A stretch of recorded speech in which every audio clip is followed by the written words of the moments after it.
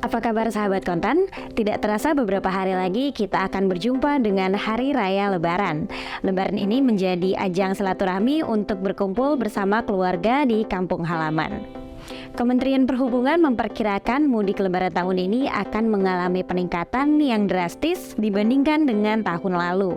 Berdasarkan survei yang dilakukan oleh Badan Kebijakan Transportasi Kementerian Perhubungan, setidaknya akan ada 123,8 juta orang akan mudik di seluruh Indonesia. Jumlah ini meningkat sekitar 44% dibandingkan dengan Lebaran tahun 2022 yang lalu, dengan total jumlah pemudik sebanyak 85,5 juta orang. Dari total jumlah pemudik ini, sebanyak 18,3 juta diantaranya adalah pemudik yang berasal dari warga Jabodetabek atau Jakarta, Bogor, Depok, Tangerang, dan Bekasi. Jika dibandingkan dengan tahun lalu yang sebesar 14,3 juta orang, angka pemudik dari Jabodetabek tahun ini naik sebanyak 27,97%. Setidaknya ada 6 faktor yang memicu membeludaknya jumlah pemudik tahun ini.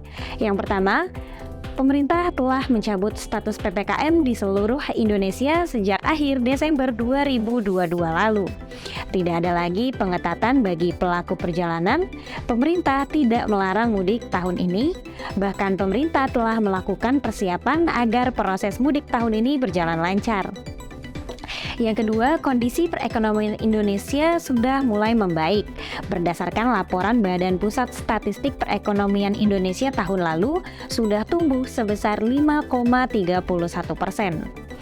Yang ketiga, pemerintah telah menetapkan cuti bersama Lebaran 2023 dari 19 April hingga 25 April 2023. Dan yang keempat, yang paling penting adalah masyarakat melakukan mudik saat Lebaran sebagai tradisi untuk mengunjungi orang tua dan sanak keluarga yang tinggal di kampung halaman. Mudik juga dijadikan momen silaturahmi dengan kerabat di kampung halaman.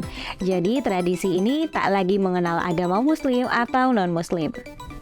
Lalu, kendaraan apa yang menjadi pilihan para pemudik tahun ini? Survei Kementerian Perhubungan menunjukkan sekitar 22,7% pemudik akan menggunakan kendaraan pribadi. Sementara pemudik motor juga tidak kalah besar karena mencapai 20,3%. Sedangkan pemudik yang menggunakan bus mencapai 18,39%. Transportasi umum massal seperti kereta api juga menjadi pilihan sebanyak 11,39% pemudik tahun ini. Ada juga yang pilih menyewa mobil dengan persentase sekitar 7,7%. Survei Kementerian Perhubungan juga menyebutkan bahwa pengguna kapal penyeberangan sekitar 5,39%, pesawat udara 5%, mobil travel 4,24%, angkutan lainnya sebanyak 1,95% dan kapal laut sebanyak 1,34%. Berikutnya kita akan membahas daerah yang menjadi tujuan para pemudik. Pertama adalah Jawa Tengah dengan perkiraan jumlah pemudik sekitar 32,75 juta orang atau 26,45% dari total pemudik. Kedua, tentu saja Jawa Timur dengan perkiraan jumlah pemudik tahun ini sebanyak 24,60 juta orang atau sekitar 19,87% dari total pemudik. Ketiga ada Jawa Barat dengan jumlah sebanyak 20,72 juta orang atau 16,73% dari pemudik. Keempat, mudik ke wilayah Jabodetabek atau komuter dengan perkiraan mobilisasi sebanyak 8,7 juta orang atau sebanyak 6,52% dari total pemudik. Kelima adalah daerah istimewa Yogyakarta dengan perkiraan jumlah pemudik sebesar 5,9 juta orang atau sekitar 4,78% dari pemudik. Oh ya, tidak kalah menarik adalah rute yang dipilih pemudik yang menggunakan kendaraan. Jalur favorit tetap jalan tol Trans Jawa dengan persentase sekitar 33,53% dari total pemudik pilih menggunakan jalur ini. Persentase terbesar kedua sebanyak 11,9% pemudik pilih menggunakan jalur alternatif. Sementara jalur jalan tol Cipularang juga menjadi pilihan sekitar 8,22% pemudik.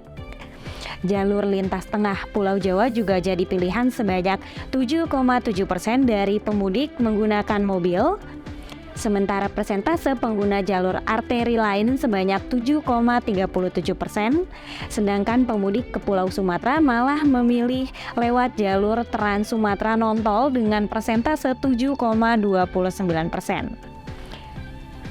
Jalur lintas Pantura yang sebelumnya jadi jalur utama sebelum ada jalan tol Trans Jawa hanya menjadi alternatif bagi 5,63% pemudik. Begitu juga pengguna jalur lintas selatan Pulau Jawa hanya sekitar 5,4% saja. Mayoritas pemudik motor memilih untuk menggunakan jalur alternatif dengan persentase 31,87%. Berikutnya sebanyak 17,5% pemudik motor tetap pilih jalur pantai utara Pulau Jawa sebagai pilihan utama. Pemudik motor ini memang lebih leluasa untuk menentukan jalur untuk menghindari kemacetan dan penumpukan. Meskipun demikian, pemerintah terus memberikan peringatan bahwa mudik menggunakan motor memiliki resiko tinggi terjadi kecelakaan lebih besar ketimbang menggunakan mode transportasi lain. Selain itu, penting untuk dicatat, pemudik harus menyiapkan kendaraan sebelum pergi agar tidak terjadi kendala saat di perjalanan. Pengemudi juga harus menjaga kesehatan sebelum melakukan perjalanan dan selama perjalanan. Jika terasa lelah, pengemudi tidak boleh memaksakan diri dan harus segera beristirahat. Jangan lupa patuhi lalu lintas agar mudik tahun ini selamat dan bahagia.